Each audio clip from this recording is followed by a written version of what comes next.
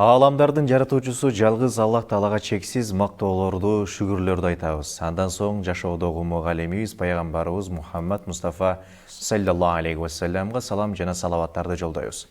Ассаламу алейкум урматтуу Марва жана Аян телеканалынын көрөрмандары. Назарыңыздарда Раян теледолбоорунун 3-чү сааттагы чыгарылышы. Буюрса алдыдагы жарым сааттык алкакта сиздердин назарыңыздарга кызыктуу маектерди сунуштамакчыбыз. Бүгүн биздин студиябыздын коногу Свердлов районунун имам хатиби Доолов Садыкбай устазыбыз келип отурат. Ассаламу алейкум устаз. Алейкум ассалам. Орозоңуз кандай? Кандай болуп атат орозо күндөрү? Орозо Кудайга шүгүр, алхамдулилла. Менимче бул суроо бир эле мага эмес, жалпы инсаният, мусулман, мумин коомуна бериле турган суроо экен. Албетте. Эми акылы тетик адамдардын бүт бардыгы көпчүлүгү Кудайга шүгүр чөйчөгүн сабырдуулук менен такыбалык деген сабакка толтурду ийик Рамазан айда. Буюрса. Устаз, бүгүн сиз менен ушул бекитилген теманын негизинде, ушу биримдик деген теманын негизинде сүйлөшөлү деп чечтик. Биримдик дүйнө жүзүндөгү мусулман мындай бир үммөтүнө таандык болгон сыпаттардын эң негизгиси. Бирок дүйнөлүк процессти көрүп атабыз. Мына мусулман өлкөлөрүндө кандай окуялар болуп атат, кандай кырдаал болуп атат. Мейли ал тууралуу биз айта албайбыз. Бирок ошентсе дагы ошол Кыргызстандагы абалга бир токтолуп өтөлү. Ошо Кыргыз мамлекетибизде мусулмандардын биримдиги канчалык деңгээлде деп ойлойсуз?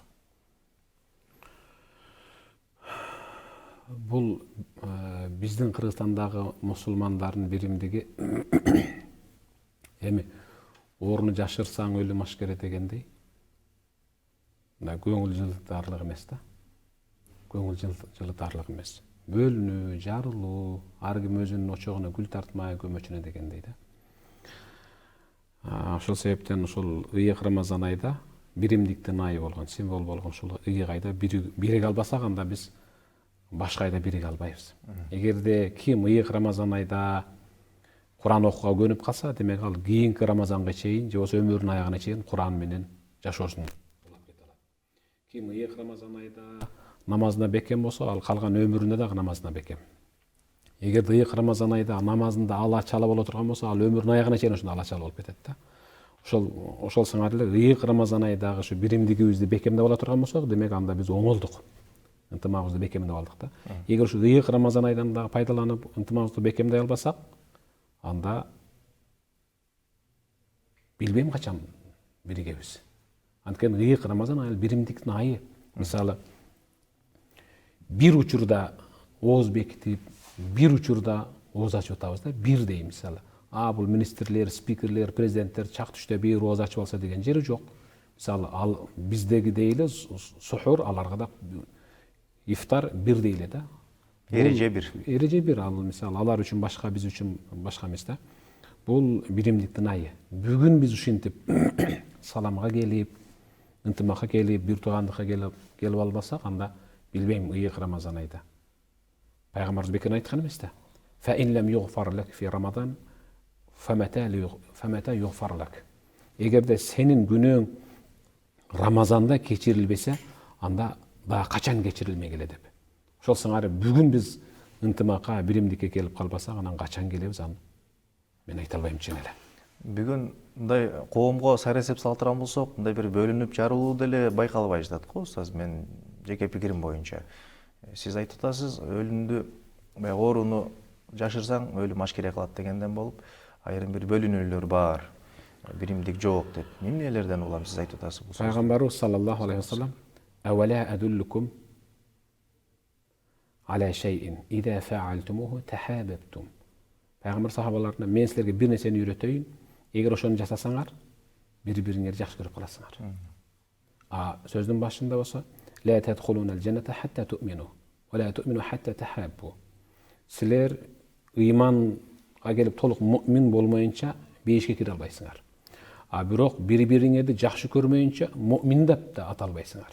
Келгиле мен силерге бир жакшы нерсени үйрөтөйүн. Эгер мен үйрөткөн нерсени жасай турган болсоңор, анда силер жакшы көрөсүңөр бири-бириңерди, жыйынтыгында муъмин болосуңар, анын жыйынтыгында силер бейишке жолдомо аласыңар. Сахабалар бүт баардыгы умтулушту. Айтыңыз ошону, айтыңыз. Пайгамбарыбыз айтты: "Афшус салама байнакум." Араңарда саламды жайылткыла. Бири-бириңер менен кадимки таанысаңар дагы, тааныбасаңар дагы. Мен айтып атканым сен түшүнбөдүң. Кээ бир мечиттерге киргенде ар кандай намаз окугандар пайда болуп атат. Амин дейт. Бирөө үнүн көтөрөт, бирөө колун көтөрөт, иши кылып ушундай да. Ошол колун көтөргөндөрдүн, үнүн көтөргөндөрдүн жүзүнө колун, үнүн көтөрбөгөндөр таптакыр башкача көз караш менен карап атат да. Таптакыр башкача. Эгерде ошол көз караш менен башка дин өкүлүн, дин душмандарын карай турган болгондо ошол көз карашына дагы сооп алмак. Ошол колун көтөргөн, үнүн көтөргөндөрдү дин душманынан да төмөн кылып карашат да. Бул ушунун өзү бөлүнүп жарылуу. Бул олуттуу бөлүнүп жарылуу да. Бир мечиттин ичинде бирөө сөмөйүн көтөрөт, бирөө көтөрбөйт, бирөө колун көтөрөт, бирөө амин дейт. Бирөө болсо биз дуа кылып атканда туруп кетип калат, бирөө болсо биз Куран окуп атканда туруп кетип калат, бирөө болсо биз зикир чалып атканда зикир кылбай туруп кетишет. Булардын бүт баардыгын көзүнүн кыйыгы менен карап, эң начар адам катары тиктешет да. Биз азыр мусулманбыз. Мейли ал колун көтөрүп атабы, көтөрбөй атабы, үнүн көтөрүп көтөрбөй атабы, ал намаз окуп атат да. Сөз ал жөндө болбош керек да. Сөз намаз окубаган инсан катары болуш керек. Ал мусулман катары, мен ушул мусулман бир тууганым деп сенин жаныңа келип намаз окуду. Ал өзүн сага эң ынта коюп, менин бир тууганым, бул дүйнөдөгү да, ахиреттеги да бир тууганым, бейиште бир боло турган бир тууганым деп атат. Сөз башка жөндө болуш керек болчу. Ага саламга келбейбиз. Ал бизге салам бербейт жыйынтыгында. Салам берилбегенден кийин ортодо ынтымак, ырк, анан биримдик жоголуп атат да. Мен ошону айтып атам. Жанагы сиз айттыңыз ошол намазда бул бир көрүнүш да, мечиттин ичинде бир көрүнүш. Бул жерде баягы колун көтөрбөгөн же болсо амин дебегендер менен амин дегендердин ортосундагы мындай бир терс көрүнүш эмнеден улам пайда болуп атат деп ойлойсуз? Балким мисалы мен билишиме караганда пайгамбарыбыз саллаллаху алейхи ва саллям амин деп деле сыртын айткан, амин деп ичинде деле айткан. Мындайча айтканда эки тараптын тең ошол аткарып аткан кыйм-аракеттерин пайгамбарыбыз өзүнүн сүннөтүнө көрсөткөн да. Бул ошол маалыматтын элге жетпегендигиби же кандай абал? Ооба. Хадис тандоо анан талдоо деген бар.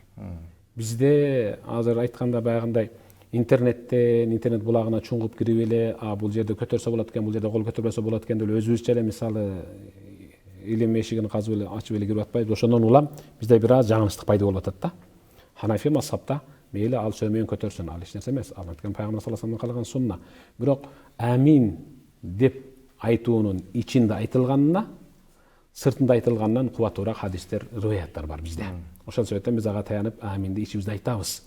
Сыртында амин дегендерди эч качан аны биз күфүрлүк деңгээлге алып барбайбыз, аны күнөөкөр деп да айтпайбыз. Анткени андай да хадис бар. Мен дайым айтам да, мейли колун көтөрсүн, мейли амин десин, мейли колун көкүрөгүн бармачын көтөрсүн, мейли дуа кылбай туруп кетип калсын, ал менин мусулман бир тууганым, ал жөнүндө жек көрүү болбосун. Сөз башка жөнүндө болсун. Бардыгыбыз бир намаз окуп атабыз, бир алкасын атабыз, бир пайгамбар саллаллаху алейхи ва салламдын изинен басып атабыз. Бир. Сөз башка жөнүндө болуп атат да бул жерде. Аллах разы болсун агай. Эми ушул биримдиктин коомдогу көрүнүштөрү боюнча токтолуп өтсөңүз, устаз.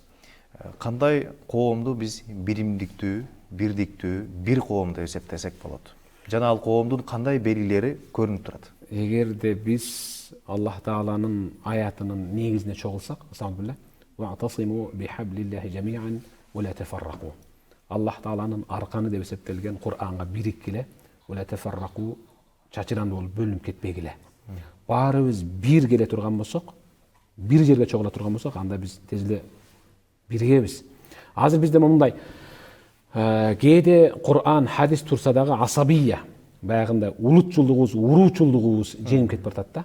Жеке адамдын өзүнүн жеке кызыкчылыгы китептен да, Кур'андан да, хадистен да, сүннөттөн да жогору туруп кеткендиги үчүн биз бире албай калып атабыз. Мына кур намыс да, бир сокур намыс бар го. Ошол бизди жеңип кетип баратат. Биз ушул сокур намысты биротоло тебелеп Кур'ан жана хадистин негизинде мусулман муъмин бир тууган инсан катары жашайлы дей турган болсок, анда жашайбыз. Жашай алабыз, жашап келгенбиз да мисалы. Бир түндүктөн түтүн булатууда жашап келбедиби илгери мисалы. Азыр эми мисалы кайра дин аябай жакшы болуп, канатын жайып, кулачын ачып келе жаткан учурда бизде баягы тилекке каршы бөлүнүү жарылуу пайда болду. Мисалы, кээде тиги мечитке баргандар бул мечитке келбей калат. Бул мечитке баргандар аркы мечитке барбай калган учур болуп атат да. Ушунун өзү бөлүнүп жарылуу. Эмнеге? Анткени сабатсыздык. Жалпы масса коомдун, жамааттын сабатсыздыгы. Билбейм эмнеге болуп атат экен? Түшүнүк начарбы, же чын эле ички баягы сокур намысы жеңип кетип баратабы? Айтор, биз пайгамбар саллаллаху алейхи вассаламдын ал-муъмину лил-муъмин яшудду бa'духу бa'да, муъмин муъминдин бир тууганы. Сөз түрдө бири-бирин бекемдеп туруш керек. Бири-бирин бекемдеп урулган кыш сыяктуу. Деген хадис негизинде жашай албай атабыз. А болбосо пайгамбар саллаллаху алейхи вассалам мындан да мыкты сөз айтты эле. Масалул муъминина фи таваддухим ва тарахумихим ва таатуфихим камасалил жасадил вахид إذا اشتكى منه عضو واحد تداعى له سائر الأجساد بالسهر والحمى. صدق رسول الله. Bu hadiste Nu'man ibn Bashir Peygamber sallallahu aleyhi ve sellem'in okudum diye rivayet kılıyor. Müminler biri-birine dost-doşuğda, biri-birine ırayım kılıuda, biri-birine mehrimin tөгүүдө bir dene siyaktı boluş gerek. Eğer oşa deneden bir müçe oruy turgan bolsa, kalgan müçelerin büt bardığı aga koşulup uykusuzluk menen jana ısıtma, temperaturu menen taң attırgандай деп. Biz эгерде кимдир бирөө мүдүрүлүп кетсе, анын үстүнөн жала жаап, ошого кошулуп, бул жактан мисалы мүдүрүлгөн кишини башка кишилерге кошулуп алып кол чаап, үстүнөн баягындай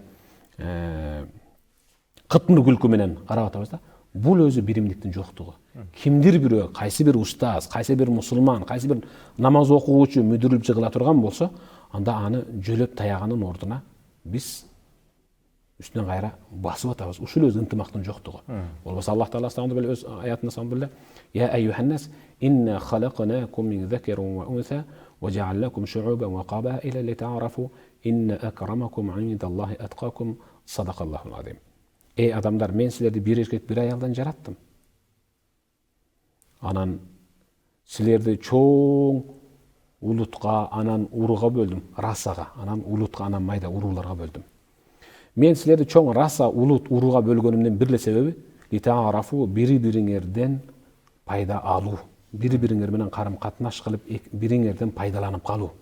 Inna akramakum indallahi atqakum. Sizlerдин араңардан Allah'tın алдындагы эң сыйлуу орунга татыктуу боло турганыңар atqakum, такыбарагыңар гана. Көрсө кайсыл адам биримдикке келе алат, кайсыл адам ынтымакка келе алат, кайсыл адам бир тууган боло алат десе, такыба инсан бир тууган боло алат экен. Такыба адам ынтымакка келип бир тогого чогула алат экен да. Ошол себептен Аллах Кур'анда сонбулла Ya eyyuhellezine amenu kutiba alaykumus-siyam kema kutiba alellezine min qablikum la'allakum tattaqun. Ey imandolar, sizlerge oroza farz kılındı, sizlerden murdagılarga farz kılingandaydı. Sizlerge orozаны farz kılınganın birinci sebebi la'allakum tattaqun, takva boluşuңар үчүн. Көрсө оңолушубуз керек экен. Мен айтайын деген ушул ыйык Рамазан айда буйурса ушул орозону тутуп жүрүп оңолуп кала турган болсо, анда биз оңолуп биримдикке келе алабыз. Буйурса.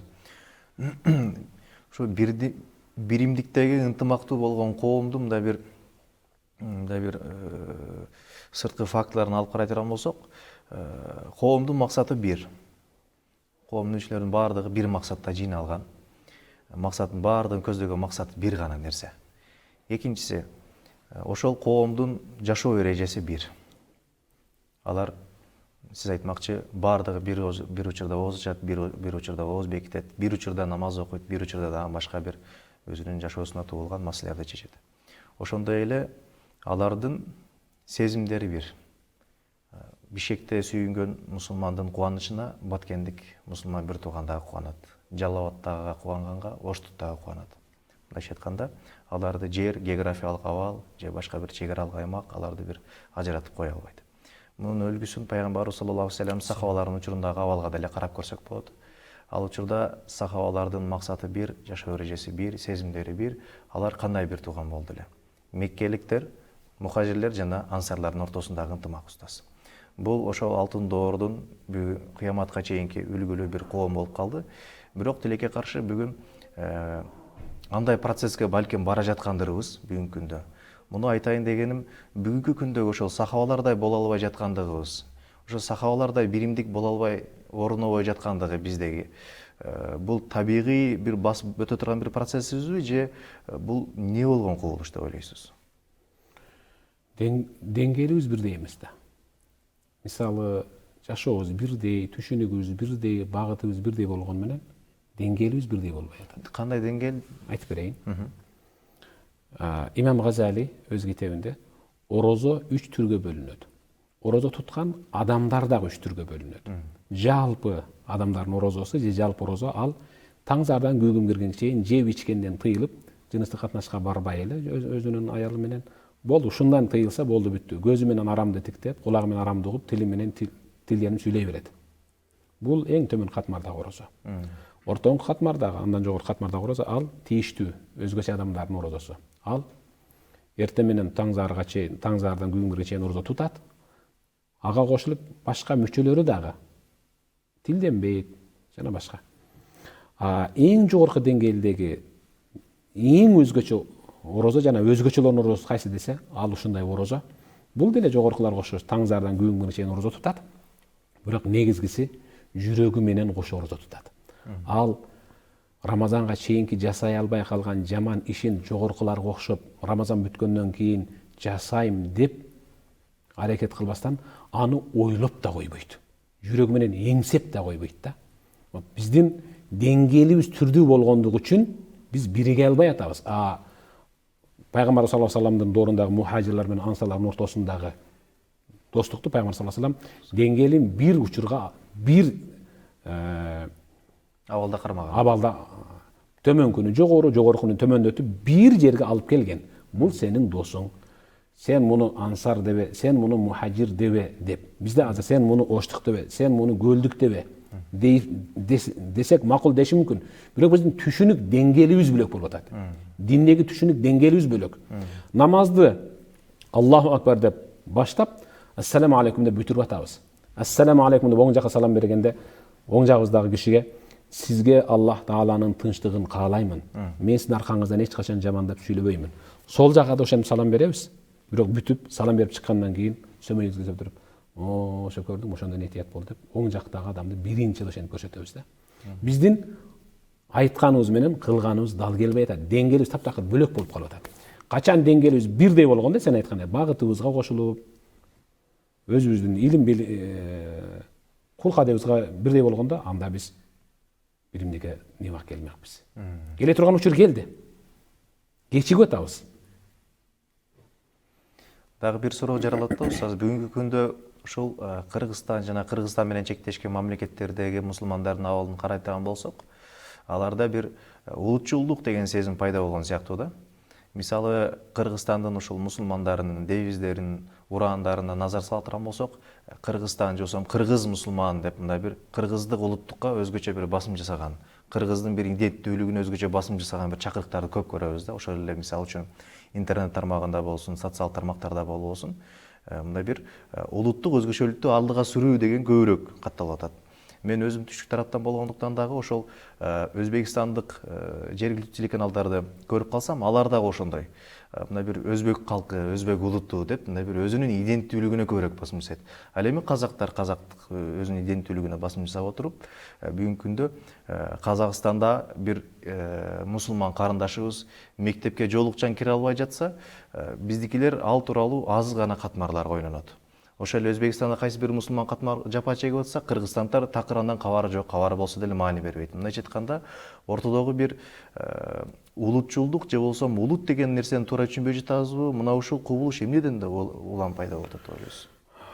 Билесизби, табииндердин доорунда географиялык жер бөлүмү бизге окшоп Кыргызстан, Өзбекстан дегенде чегара болгон эмес. Табииндердин доорунда. Ошондо бир табиин дос бир канча достору экен, бирок ар аймакта жашайт экен. Ошолордун ичинен бир досу бир эчки союп, анан келинчеги менен кеңешип, бир уулу бар экен. Өзүбүзгө анан алып калабыз, азыр мен досторумду жоктойн деп. Бул эки көчөнүн ар жактагы досун эмес, башка аймактагы, башка аябай алыс аймактагы досторун эстеп, ошолорго жарым кило, 1 килодан эт бөлүп, баштыктарга салып, анан баласы экөө анан түнү менен таң атыкча кыдырып, ар кимге берип, билгизбей бирок. Ар кимдин эшигинин ичинен илип коет экен. Кудай бериптир деп алар жей берет экен. Үйгө келсе, өздөрүндө эчкинин башы менен 4 аягы калыптыр. Келинчек айттыр, муну калды го десе, бизге ошо 4 аягы жетишет. Муну мен жолдо келе жатып, аябай бир өкүнүчкө кириптер болуп калдым, анткени бир досум эсимен чыгып калыптыр. Эч болбосо эчкинин башына ошо алып барайын деп анан багымдатын окуп алып, кайранан кийин күн чыкканга чейин шырылдап барып, анан баягынын үйүнө алып барып таштап коет экен. Аны баягы ачка отурган досу алып, ойго Кудай бербеди бу рызкыны. Муну өзүм жесем болот, бирок мага караганда да бир муктажыраак бирөө болуш керек деп, ал дагы бир досунун үйүнө алып барып таштаптыр. Бул болбойт деп, ал ага таштаптыр, ал ага таштаптыр. Кудайдын кудурети менен ошол баш эчки сойгон досунун үйүнө кайра келип калыптыр. Субханалла. Кара. Бул ал географиялык жер бөлүнө электен мурдагы абал, биримдик, ынтымак. Бизде азыр эмнеге мынтип улутчулдукка өзүбүздү кыргыз деп, анан тигилер өзбек деп, ал керек албетте өзүбүздү кыргыз деп таанытышыбыз керек, кыргыз мусулманы деп. Бирок исламдан мурда биз улутту жогору коюла турган болсок, анда утулабыз. Ушул өзүнүн ар ким өзүнүн улуту менен мактана бериши, ал чегаранын бекемделип калышы. Эки мусулман улут бири-биринин карым-катнаш кыла албай, бири-бири менен сыймыктана албай, өзүн гана, өзүмчүлдүк дегенди гана деп түшүнөм мен. Мисалы, Советтер Союзу учуруна чейинки абалды карай турган болсок, казак менен кыргыздын ортосуна чегара болгон эмес. Болгон эмес, мамыр жумур эле. Жада калса Өзбекстан менен да болгон эмес деп таптакыр. Мисалы, кире турган болсо, коноктор жакшы кимсиңер деп, майы кызматкерлери тоспой кайра коштоп чыгарып койду. Ооба. Мына ошол ортого бир чегара түшүнүктөрүн киргизип, өзү аймактарга бөлүп, мына бир улуттарды өзүнчө бир аймактарга бөлүп, ушундай бир ортодо бир ажырым, ушундай бир өтө акырындык менен пайда болуп кетиптир да. Мындай карасак, арт карай турган болсок, ошол эле мисалы үчүн жазган тилдерибизди өзгөртүү саясаты өзгөчө жүрүптүр. Мисалы, кыргыздар алгач бардыгы бул Түркистан өрөөндөгү бардыгы ошол араб тилинде, араб алфавити менен, арабий менен жазган болсо, кийинчерээк латынчага өттү. Латынча өткөндөн кийин кириллицага өттү. Жана андан кийинки бир топ процесстер мына бүгүнкү күндө казактын тамгасы кыргызга окшобойт, кыргыздын тамгасы өзбекке окшобойт, тажиктикине окшобойт. Бул элдердин ортосундагы мындай бир тамгалардан дагы, тилдерден дагы өзгөчөлүк өтө чоң өсүп кетти да. Ооба. Мындан бир эмне сабак алсак болот? Мындан алына турган сабак, ал бөлүп жарып туруп анан башкара бер деген макал бар эмеспи? Алардын тилин дагы, жашоосун дагы, каада салтын дагы бөлүп ташта. Ар бир улуттун өзүнүн каада салты бар, бирок ар бир каада салтты ислам жеңип туруш керек. Ислам каада салттан жогору турат. Бизди бөлүп жарып койгон себеби тилибизди, тамгабызды, салтыбызды ар кимибизге өзүбүзгө гана таандык кылып бөлүп койгон себеби бизди бөлүп алса мыктыраак башкарат. Тилибизди, анан динибизди унуттурат да. Биз ушунус менен гана жеңилип баратабыз. Бирок биз бир аятка көңүл бурбайбыз эч качан. Бир аятка. Ошону укканда же окуганда сүйүнүшүбүз керек. Сабилла, иннамал муъминуна ихва. Садакаллаху алейхи. Муъминдер бири-бирине бир тууган. Ал чегара сызыгы болбосун, ал тили бөлөк болсо деле, баары бир ал муъминби, ал бир тууган. Муъмин деген ал мусулмандан жогорку деңгээлдеги турган инсан. Ал таш менен урса, аш менен жооп берген чыныгы инсан. Ал мусулмандык деңгээлден жогору көтөрүлгөн да. Биз 78% мусулманбыз дейбиз го, бирок ошонун ичинен муъминдер гана бири-бирине бир тууган болот. А мусулман деген атка конгондор, алар муъминдик даражага анча жете албайт. Муъмин жасаган нерсени жасай албайт да. Биз ушинтип бөлүнүп жарыла беребиз да, Кудай сактасын. Ошол себептен Рамазанды дагы Аллах Таала муъминдерге фарз кылган. Я айюхаллазина аману деп муъминдерге. Ошол себептен достукту дагы Аллах Тааланын башында муъминдерге, пайгамбар муъминдерге сыпаттап атат. Маталул муъминина, муумундар деп, мусулмандар деген эмес. момундар бири-бирине дос болууда, тууган болууда, мээрим төгүүдө, жардам берүүдө, жөлөп тайоодо бирдене сыяктуу деп атат. Ал-муъмину лил-муъмин кал-буньян яшудду бa'духу бa'да. Пайгамбарыбыз айтат. Момун бири-бирине связкаланып баягындай, бышыкталып урулган дуал сыяктуу деп.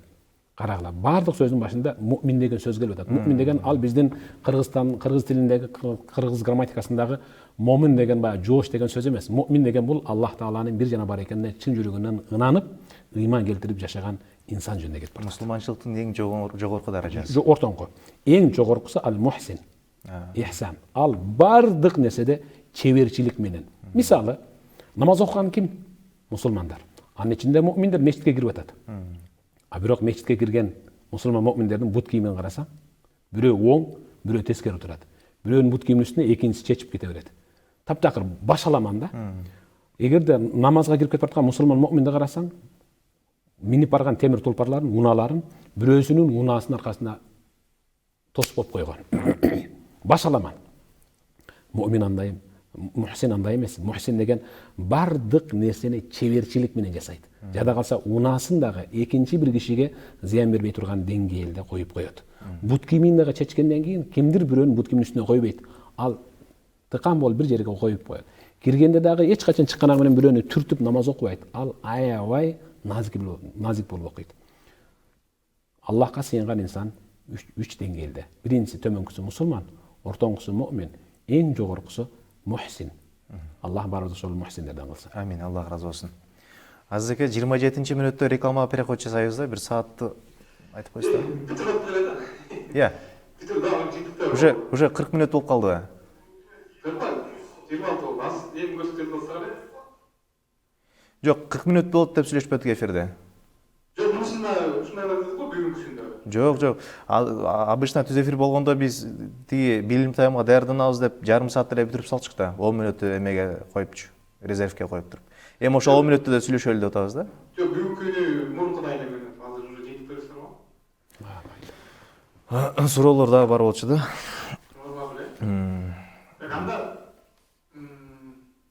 Анда булантасың, анда Мейли бир 5 мүнөттө сүйлөшүп коелу, хотя бы. Азыр мен жарнамага 10 мүнөт сүйлөшөт.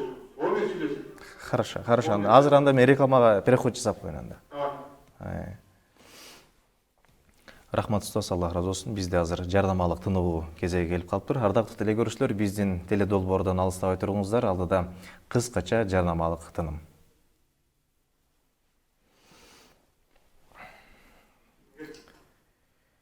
Дагы бир жолу ассаламу алейкум ардактуу телекөрүүчүлөр. Эфирде Аян жана Марва телеканалындагы Раян теледолбоорунун кечки чыгарылышы. Биз сиздердин назарыңыздарга биримдик тууралуу маекти сунуштап жатабыз. Бүгүн студиябыздын коногу Свердлов районунун имам хатиби Доолов Садокас устазыбыз келип отурат.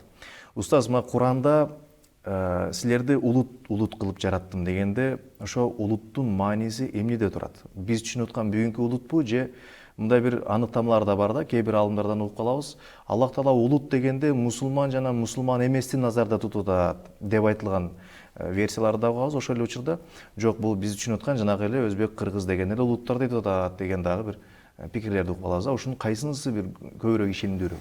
Бул жерде эки сөз келген. Инна жааллакум шуубан ва кабаил. Шууб деген сөздүн биринчи келиши, кабила деген сөздөн биринчи келиши, ал негизги тамырды айтат. Бул уруу деген, э? Бул улут деген эң чоң. Уруу улуттан төмөн турат. Уруудан улут төмөн бийик турат. Улут ал мисалы чоң раса. Биз 3 расага бөлүп атпайбыз, негизги.